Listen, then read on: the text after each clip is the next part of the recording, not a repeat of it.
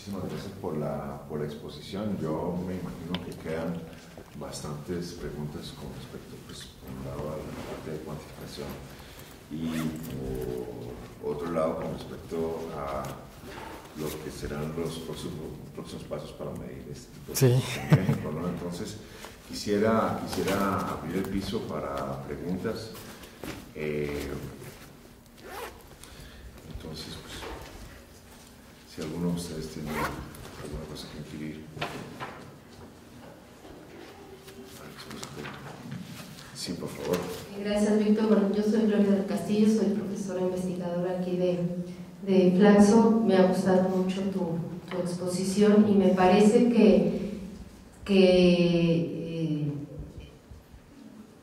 bueno, tú lo sabrás más, efectivamente son pocos los usos de política pública que se le dan a estas proyecciones de población.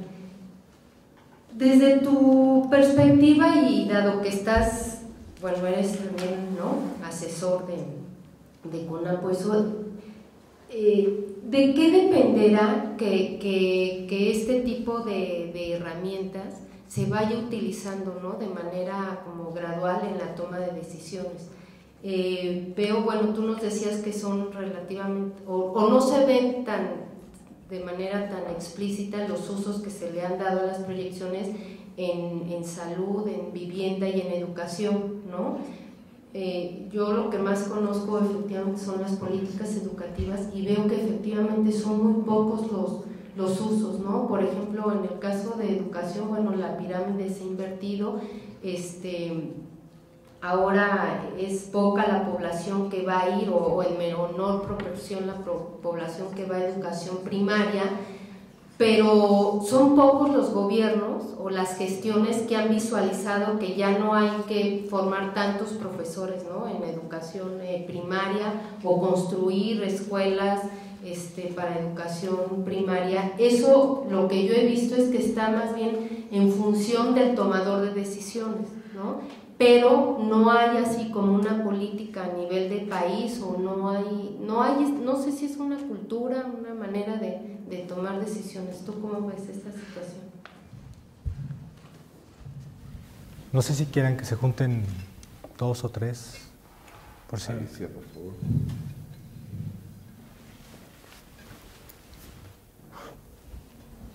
Muchas gracias, Víctor, por tu muy buena presentación, clara y concreta.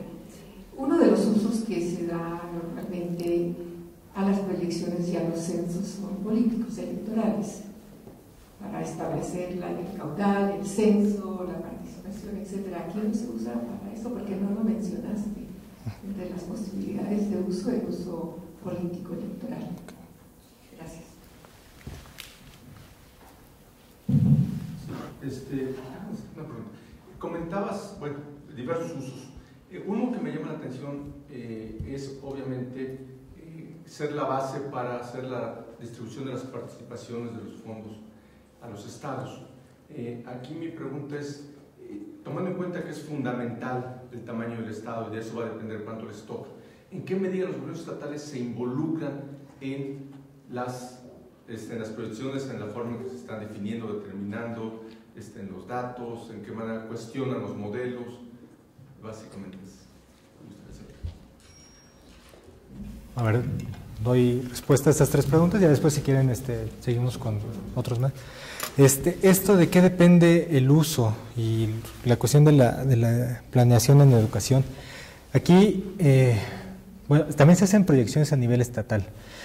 Claro que la información, aquí el problema de México es que, a pesar de que tenemos una institución tan grande como el INEGI, no sé si han ido al INEGI, pero es un monstruo de institución. Y a pesar de que tenemos, y además de que tenemos una trayectoria histórica de recolección de información envidiable por muchos países de América Latina,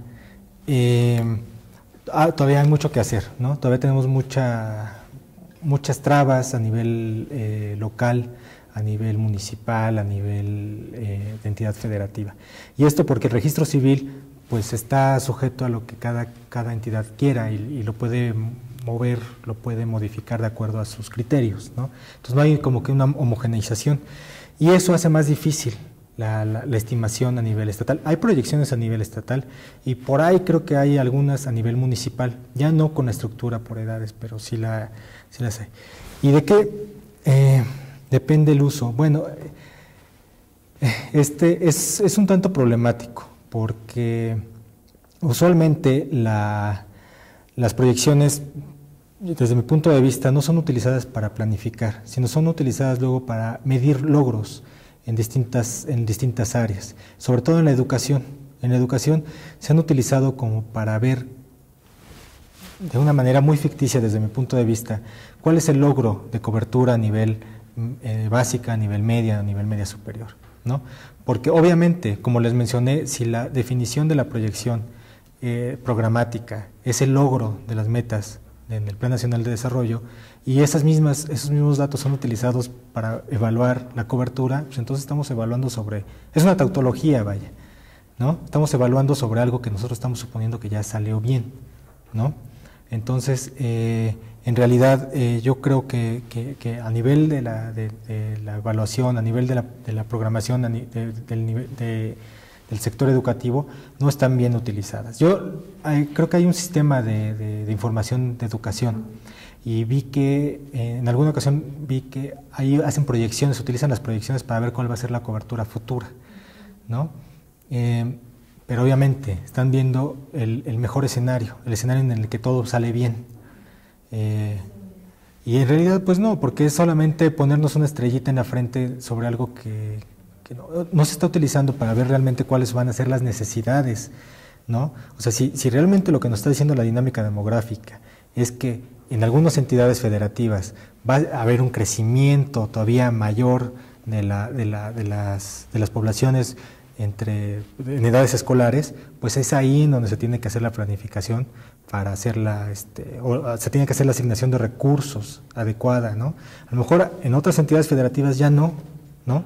Entonces a lo mejor hay que reducir turnos, ¿no? Esos turnos mixtos que había o que hay, a lo mejor hay que reducirlos, ¿no? Y hay que ir asignando los recursos de esa manera. El problema es que, como les repito, ha sido un problema político y la conciliación demográfica hoy por hoy sigue siendo un tema político. Son cifras que se siguen conciliando en la arena política. O sea, primero sale el dato y después de ahí entra la discusión política, ¿no? A ver quién le conviene, a quién no. Y de acuerdo a cómo estén las fuerzas, pues hacia allá se va a cargar el dato. Y eso, al final de cuentas, lo que está haciendo es perjudicar la planificación del país y sobre todo en cuestión educativa. Pero perdón, eso es para ajustar como los logros, Sí, las evaluaciones. Los compromisos y eso. Sí, justo. Lo que se hayan hecho en los planes nacionales o Es, sectoriales. pues es para estarse poniendo estrellitas en la frente, ¿no? O sea, aquí lo óptimo sería, bueno, tenemos esta dinámica posible, ¿no? De la población.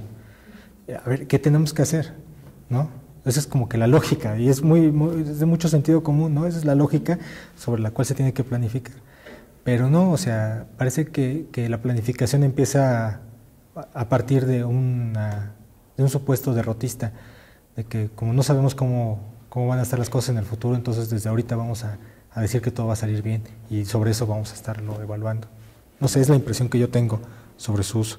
El uso político electoral, lo que decía Alicia, se ha intentado hacer el cuadre entre las cifras que están en el IFE, del padrón electoral, y lo de las proyecciones, pero es un cuadre que no funciona porque pues el registro del IFE tiene un montón de gente que ya no está contemplada en las proyecciones.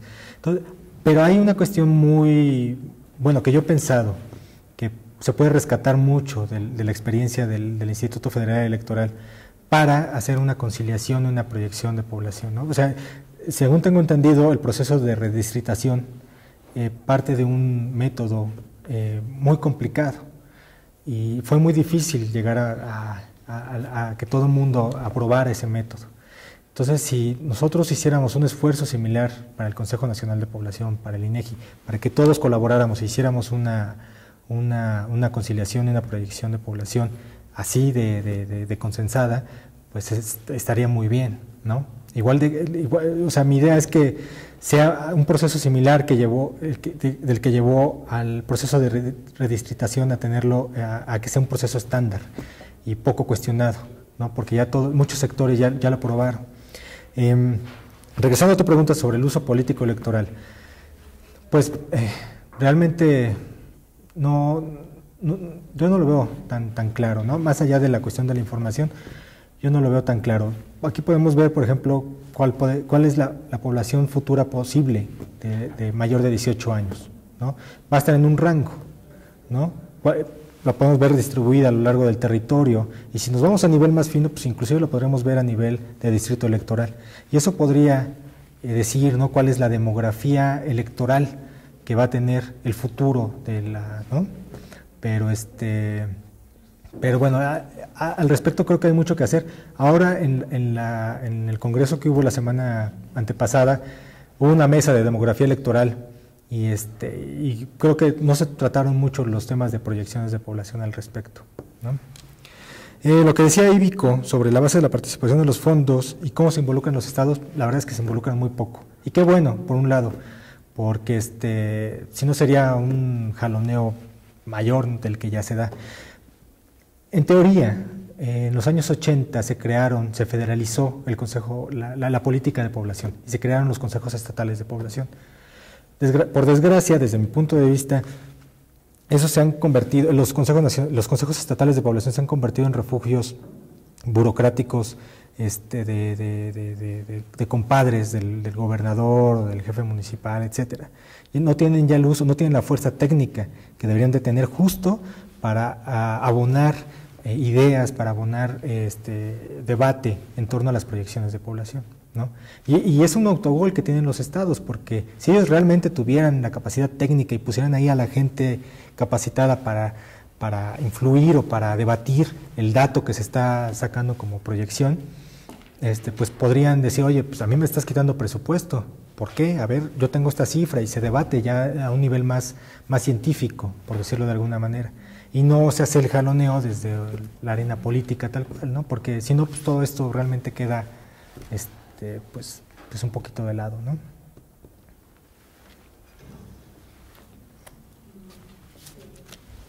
Hola, Víctor, soy Silvia Garduño del periódico Reforma, que solo habíamos hablado. Pero bueno, me presento contigo.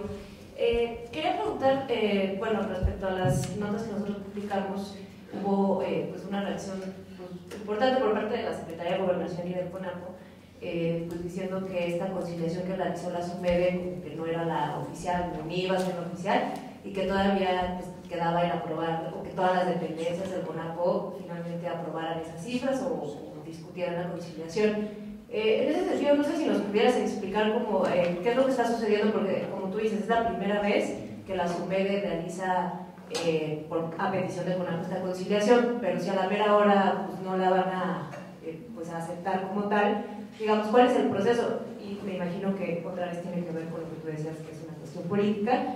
Y por otro lado, me parece que fue el PAN, cuando llega al poder en el 2000, quien plantea todas estas metas sectoriales de los planes nacionales de desarrollo, etcétera. No sé cómo era antes, pero no sé si tiene que ver con esta lógica de pues la transición, ¿no? También democrática, y cómo pues han planteado otro tipo de medidas para pues dar resultados, ¿no? Porque el PAN ha sido mucho así, ¿no? De medirse con base a resultados de programas en varias áreas, ¿no?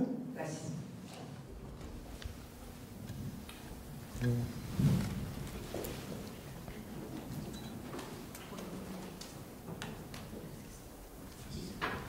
Gracias por la presentación. Soy Juan. Yo quería hacer dos preguntas. No me quedó muy claro el tema de la conciliación. Entonces, lo que quería saber es que si a partir de la conciliación y que llegan a un dato, se modifican las bases de datos que nosotros vemos o que bajamos para hacer información. Y bueno, también si en base a los estudios que ustedes tienen, y bueno, por lo que vi un poco de que habéis puesto de las proyecciones, si ustedes consideran o tienen algún tope poblacional de México ya, que México ya no va a llegar a más de ciertos individuos de aquí a largo plazo.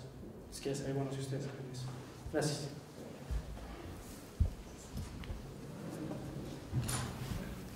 Buenas tardes. Alejandro Alegría, de Flaxo.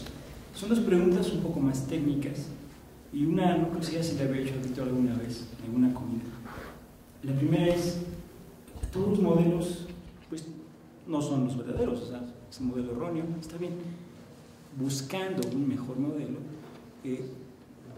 con el afán de buscar un mejor modelo, las series, mortalidad, fecundidad, migración, las que manejas, no se podían manejar al mismo tiempo, porque las manejaste por separado. Yo no sé si hay alguna restricción o no tenga sentido manejarlas al mismo tiempo. En pocas palabras, series de tiempo multivariadas. Esa es la primera pregunta.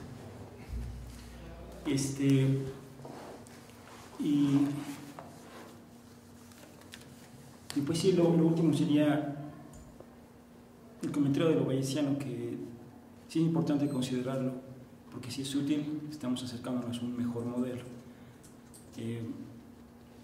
Espero dar una plática dentro de unos cuantos meses sobre eso, sobre aplicaciones de la bayesiana, en particular a lo que están haciendo ustedes, con algunos resultados. Espero que sea útil en el sentido de acercarnos a un mejor modelo. Sí, eso nada más fue comentario, no fue pregunta. Muy bien, muchas gracias. Silvia, sí, pues el debate realmente todavía sigue inconcluso en cuestión de la conciliación demográfica como insumo para la proyección de población. Realmente no sé muy bien en qué vaya a acabar, porque pues depende de muchos factores, ¿no? Ahorita es un momento muy particular que no se había vivido antes, ¿no? Y también la participación de la Sociedad Mexicana de Demografía también es muy particular porque pues depende mucho de los actores, ¿no?